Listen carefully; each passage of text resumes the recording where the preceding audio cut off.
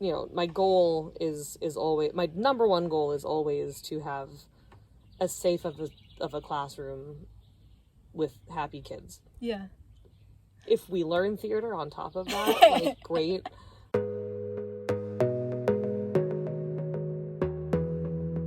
Hi. Introduce yourself. I'm Joan. I'm a middle school teacher, and my pronouns are she, her. You were my middle school theater teacher and my voice teacher for 4 years after that. Was it really 4 years after? Yeah. Was it all 4 years? Wow. Yes. I have no sense of time anymore. And yeah, Joan is a wonderful, wonderful person. Oh, likewise. Thank you.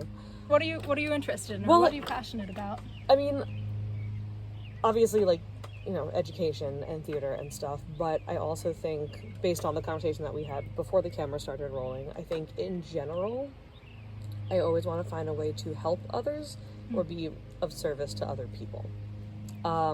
Whether it's like big things or small things, like what I guess fills my cup or makes me feel fulfilled and happy is doing things for other people. So, and it's something that I've come across a lot as the school where I work has become really working towards being LGBTQ friendly, inclusivity and stuff. I'm always thinking about ways like, how can I keep the classroom as friendly and as safe as possible, knowing that, like, the hallways might not be super safe sometimes, because a school can roll out as many initiatives as they want, but what happens socially when the teachers aren't looking is a whole different thing. So, and it's really been in the last, because when were you in 8th grade? 2016. 2016. And 17. Like, that was probably the first time that I was ever approached by a student that was like, hello, things are different now. Yeah. And I was like, oh. Joan was my teacher in 7th and 8th grade, and I transitioned like in the summer between 7th and 8th grade. And so I, came into her classroom and said, I'm going by a new name. I'm going by new pronouns. And, this is how I hope you'll refer to me. And she was one of those teachers who like instantly made the switch. And she was actually one of the first teachers, maybe the first teacher that I had that asked students to go around and share their pronouns with their name on the first day of school. And that was just so meaningful to me, because it meant that, like, I didn't have to say that as like my fun fact or like something special or weird or different about me. I could just share it as like, oh yeah, my name is Thayer and my pronouns are they, them. And that was just like included, and yeah, that was really special. Good. Still doing that now, which is great. And I mean, every year since that, I've stopped doing it like as circle time, and I do it in like a Google form now. And there's a question like, what are your preferred pronouns? But I would say more often than not, I get a kid that comes to me right away. It's like, hi, just so you know, I go by he, him, they, them, and I'm like, cool, and I just like jot it down, and that's it. So it's definitely becoming more, I think, just more mainstream now, which is really, really cool. To be able to be in a teaching position long enough where I could see that change has been really cool. And it's interesting that you said about like putting it in just how we introduce ourselves and not making it a separate fun fact. One of my cousins is like very, very, not very right-wing, but definitely a Republican, definitely the other side of things. He's the only person I can have civil conversations with, and that he actually asks questions, which is really cool about this kind of stuff. So he was one of the people that was like, what is the deal with the pronouns lately? I'm like, oh, well, it's this. He's like, oh, okay. Like, truly, like, did not know. He's the only person that I can have conversations with. Like, my given name I don't go by anymore, but Alex I'm like fine with if I'm just in and like people call me that, because that's like what I went by, and I didn't bother to like go through and tell everybody. But so is the term, do you use the term dead name, or is that only for like people that have like actually like what is the proper use of dead name, if I could ask that question. Yeah, I don't personally use the term dead name because I was named after my grandmother, and that's like she's somebody that like she died when my mom was just out of college, and so to refer to my given name as my dead name is just sort of like adds a layer of finality to that Gotcha. just is challenging. Okay. Yeah, no, dead name isn't like an accepted term. It's just not one that I personally use. And it's not just for certain circumstances. It can be for any circumstances. So like, I mean, I think what you're saying is like I'm not the only person who has sort of had a given name and then went by another name for a little while and then now goes by like a last name, like another name, right. like a final name, like a new name, but has a couple transitions before that. And I mean, I don't know how other people refer to it. I'll say like, oh yeah, my old name or the name I went by in high school or like that kind of thing. But yeah, I don't know how like other trans folks refer to like a transitionatory name. Transitional name. One of my students used a very interesting term. They said before my old name before I transed my gender. Nice. I was like, that's great. Yeah. I was like, I like it. Before I trans my gender. Sweet. Yeah. Yeah, and just this year I have a student last year, she, her, pronouns, he, him this year. Yeah. Cool. And it's probably like one in every class. Right. No, yeah. It's nice to see that people are being more open to exploring, especially because I think that there's this idea that like queerness either is a phase or can't be a phase. So like if you believe that queerness is a phase, then you're like, oh, you know, it's just something that my child is, or like whatever position you have to the queer person, that my child is going through, and like, you know, they'll grow out of it, they'll get beyond it. And then I think that there's also a resistance to that idea on the like more queer side of things, where people are like, you know, being gay, being trans, whatever it is not a phase. So, you know, once I've come out, that is it. You've got to accept that. And I think that it's a nuanced answer because, like, well, yes, you have to trust that people know their own body minds better than, you know, you outside of their body mind will. Sure, of course.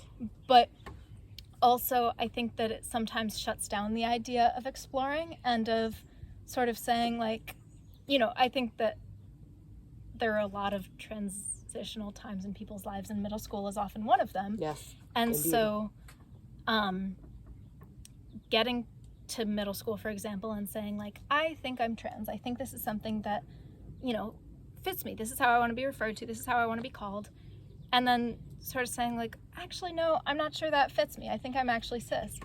I think there's some resistance in, like, the LGBTQ plus community to the idea of detransitioning and the idea of saying, like, well, maybe that's not what fits.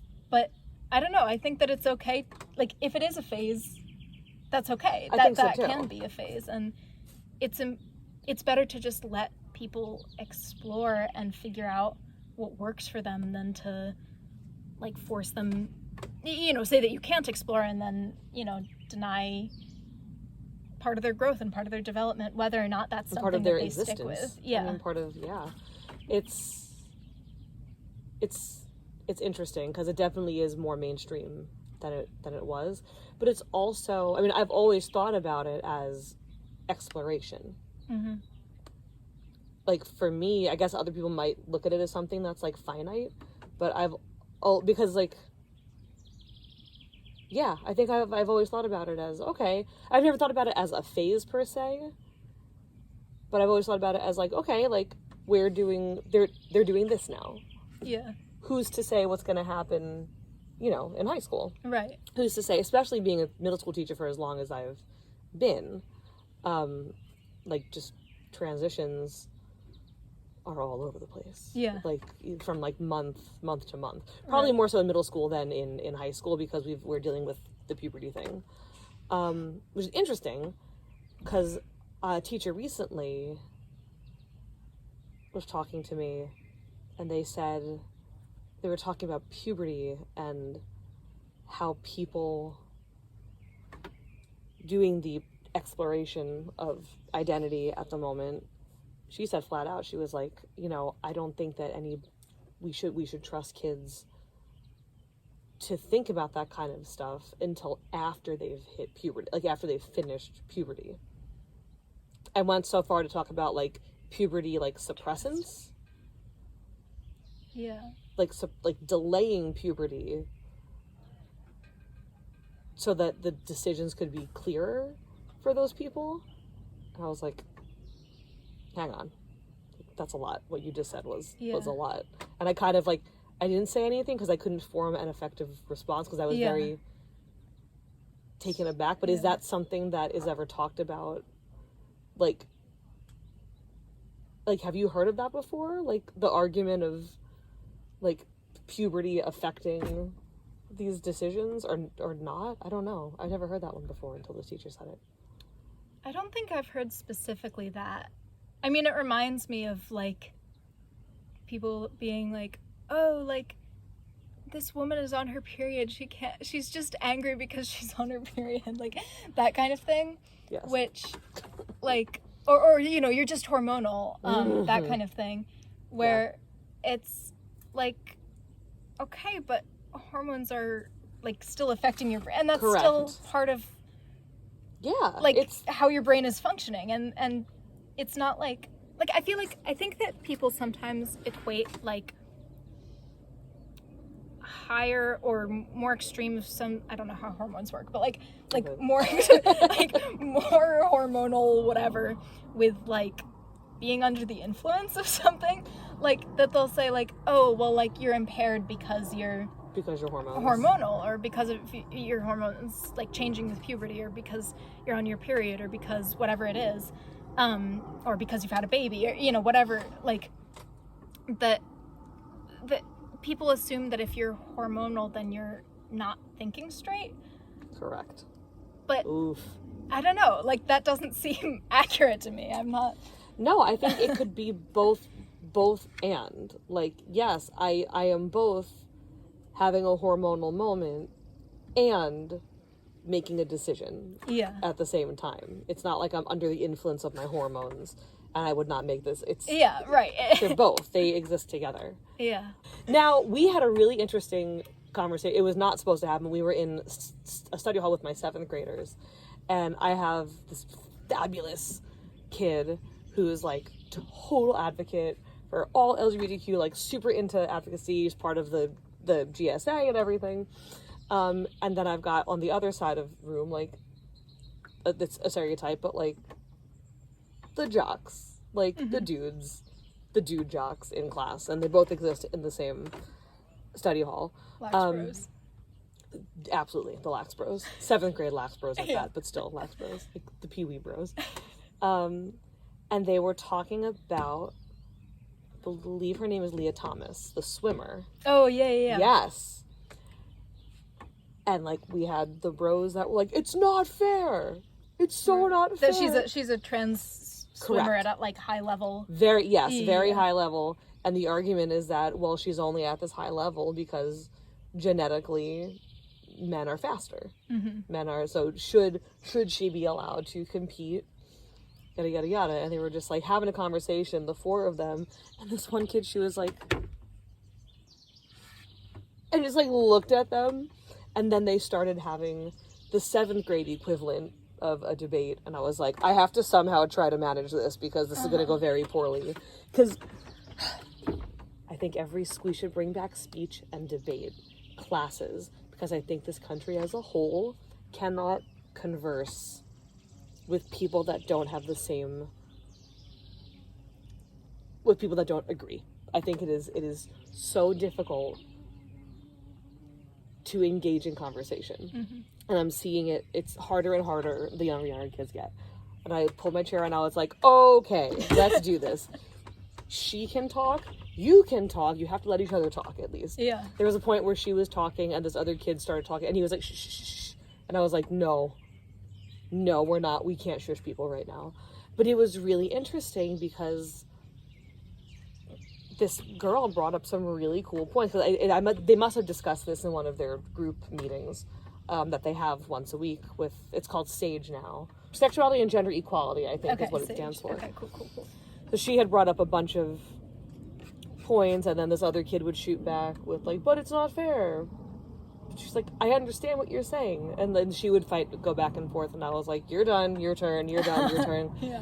Because I knew it was gonna go crazy. And then this one other kid, he was like, what if we just rank athletes by, like, not by gender? Because we're seeing more and more, this is probably gonna keep happening more and more, where we're gonna see either transgendered athletes or, like, non-binary athletes. Like, do we need a separate category for non-binary or I was like, I don't know. Like, that sounds like a pretty good compromise. Like, I don't know. No, I just it was saw a heated an debate amongst the 7th graders. Yeah. Well, good for you for, like, working to facilitate that. I don't know how to facilitate a debate, but I was like, there has to be some sort of mediation here. So my mom found me an article that I haven't read yet, but it was about, like, non-binary athletes competing in their own category in certain marathons, and how, like, or half marathon, in certain running races. Yeah. And how it would often be an incredibly small category. You know, there would be, like, a few thousand runners, and it would be, like, less than 10 athletes competing in the non-binary category, for example. But that was reminiscent of women's races at the beginning, and God. It would be marathons are for men. And, you know, when they finally included, like, a women's category, that there would just be a few athletes running. And I thought that was so interesting. And yeah, I mean, I think that there is value in separating men's sports and women's sports in that, like, if you have, like, if testosterone makes you more able to perform, like, I don't have the right vocabulary for this. No, I don't know what it is either. Then, like, we still want to honor female athletes who are, like, at the top of their league, and not just say, oh, it's always men that are the best, right? To say there are men who are really strong, and there are also women who are really strong in comparison to other women, right? Yes. And that you don't need to prove that women can be stronger than men just to be a good athlete, right? Right. But I don't know, when you bring in, like, a less binary view of men and women, if it's best to have, like, a separate other category, like non-binary or other or unspecified or whatever category, or if we should just say, like, no, just all athletes compete together, and some are stronger than others, and some have bodies that are more built for this than others, and, like, oh well. Yeah. Or what, like, I don't know. Yeah, it's really tough. And then they start talking about performance enhancing drugs. Like, well, technically, if this swimmer is now competing in the female category, but she still has higher testosterone levels. Higher testosterone, isn't that, in a sense, a form of performance enhancing? This is what one of the boys said. I was like, you just blew my mind. I don't know. I don't know. And it caught my other student for a loop. She was like, huh. Then she came back with Michael Phelps. She's like, well, Michael Phelps was born with these, like, genetic things to make him prime for swimming. Isn't that performance enhancing? And then they got into it again. I was like, y'all, I don't have an answer here. Right. I am Switzerland. And then also and also, like, there's like, I am fully transitioned. I transitioned in 7th grade, or 7th and 8th grade. I, you know, my name is my name, my pronouns are my pronouns. I sometimes shift my gender expression, but that's fairly consistent too. And I am fully transitioned. I've never done any type of medical transition. That is not part of my personal transition at this point. It's not that I will necessarily never do anything, but it's not something that I've done so far, and that doesn't mean that I haven't transitioned. Like, so transition is a spectrum. Well, transition has several elements. So, that's what I mean. Yeah, several elements. Yeah, like, you can socially transition by telling people your name and pronouns and that kind of thing. You can legally transition, which I've been doing over the past year or two. And, you know, now my legal documents say, like, Thayer and that kind of thing. And you can also medically transition, and that is something that I've never chosen to do, but it doesn't mean that I'm not transitioned, right? Gotcha. But if we take that into sports, what if there's a female, like in my ideal happy queer world, then, you know, trans people aren't told you have to like medically transition in order to be able to be an athlete. And also in order to compete with like other athletes that you identify with. And so, you know, where does that, like, it's more of a hypothetical because we're just not there yet. So right now we're just trying to say medically transitioned transgender athletes can compete with, you know, like other swimmers of the same gender. Got it. But if we move past that, like, what does it mean to say, well, you don't need to medically transition and you can still compete with swimmers of the same gender? Like, I don't know. It gets complicated. It gets really complicated. And we are so far away from an answer. Right. But then is it just like, do we just say screw the binary? Like, do we just get rid of that? Or do we allow for that difference? And I don't know. Yeah. It's so complicated. And then this one kid brought up, he was like, well, what's to stop people from just saying that they identify as, what's to stop men from saying that they identify as female just to get the gold? And this other girl was like, she's like, no one is going to do that. No one is going to put themselves through the social issues that comes along with just for that. She was like, I truly don't believe that somebody is going to do that. Yeah. It's like, that's also a really good point. Yeah. No, let's not pretend that socially it's super easy to do that without, you know, memes or GIFs or whatever coming out about you. Yeah. No, I am lucky that, like, my family was super supportive. My school district was super supportive. Like, both my administration and the vast majority of my peers were super supportive. Like, I really You're talking about in high school? In middle school? Yeah, in middle school and high school. Like, I mean, so far in my life, like, the people around me have been incredibly supportive. Good. That being said, it is not worth the effort to, like, fake being trans. Like, it is. I can't imagine it. Yeah, it's just, there's so many layers of, I mean, like, honestly, doing that sort of thing might actually give you a rough sense of what it feels like to be trans. Like, if you were in a super supportive community to the trans community and you were like, I'm gonna pretend to be trans to, like, for whatever reason, then you'd see, like, it just feels uncomfortable when everybody's calling you by the wrong pronouns and by the wrong name. And, exactly. Like, you're, like, wearing your clothes and your hair in a way that feel uncomfortable. And it's just, like, it doesn't feel right. It doesn't feel authentic. It doesn't feel comfortable.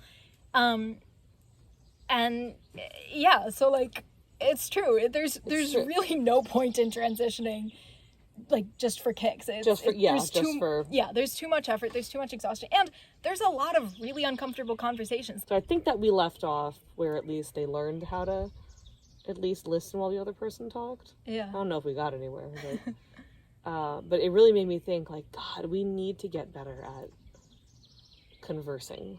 Mm-hmm. And not just conversing with people that think the way that we do. Yeah. Yeah. I'm hoping that's what can happen with this kind of thing. Know. Just, like, the goal of this was to sort of get into, like, a lot of my trans friends or queer friends or whatever, and I will talk and we'll say, whoa, we have different definitions of the same word. We have different concepts of what it means to be trans.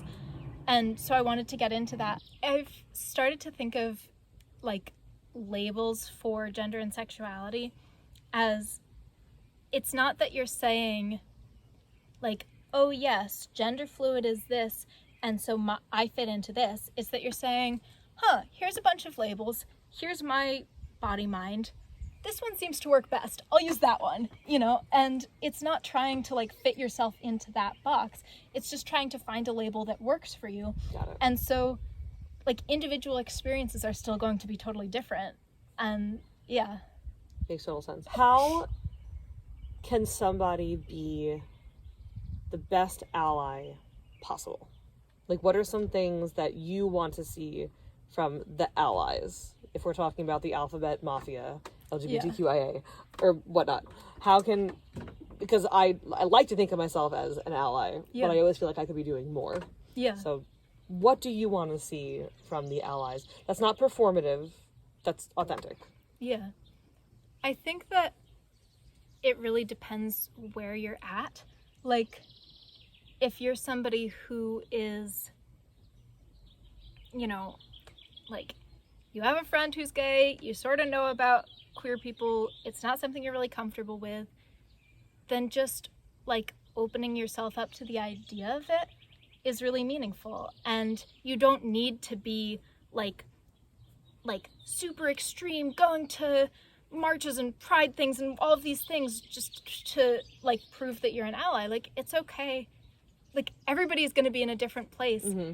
And again, what you're saying, instead of doing something performative, just trying to think about, like, what is one small step that I can take to support the people around me more, and, you know, so that people feel comfortable coming out to me, and so that people feel comfortable, you know, being their authentic selves around me. And so to you know, to answer the question, like, how can you be a good ally, I don't like to say, like, here are the different steps, Right, because it's totally dependent.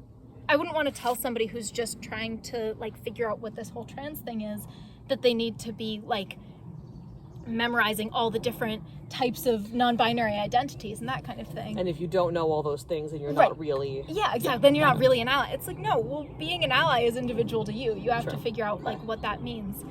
I think that something that is really meaningful to me is when people do research without asking me.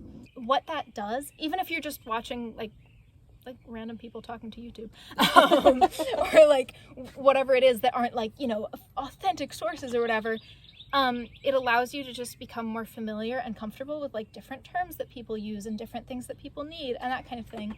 And then maybe if somebody says, hey, I'm gender fluid, then maybe, like, having that background knowledge to say, like, oh, what pronouns would you like me to use for you? And that kind of thing. Perfect. And, you know, they might say, I don't know, and you have to be ready to accept that. You have to be ready to be like, okay, you don't know. Like, do you want me to just call you your name? And maybe they'll say yeah, and maybe they'll say I don't know. And then you're like, And then we'll figure it out together. Right, but you'll figure it out. And yeah, just cool. Being open to doing a little research on your own, I think, is really valuable. Sure. Just so you're more familiar with things. And then accepting whatever answer people give you. I think those are the best ways, to me, to be an ally. Okay. Openness. Yeah. And acceptance. Yeah. And then a little bit of research. A little bit of research, absolutely. But that's, like, the extra, you know, like, perfect. You're a wonderful accepting person if you just, like, accept me and respond to what I'm saying. But if you want to, like, add the cherry on top, a little bit of research on your own. That's good to know. Yeah. Because ultimately, my goal is always, my number one goal is always to have as safe of a classroom with happy kids. Yeah. If we learn theater on top of that, like, great. But, and this is probably bad to say, but, like, the curriculum is not always my priority, especially being a theater teacher. It's just the nature of the job. But what I always try to, like, I guess my mantra or my, I don't know, mission statement, if I had a mission statement, is that I never want anybody to leave my presence feeling worse than when they arrived.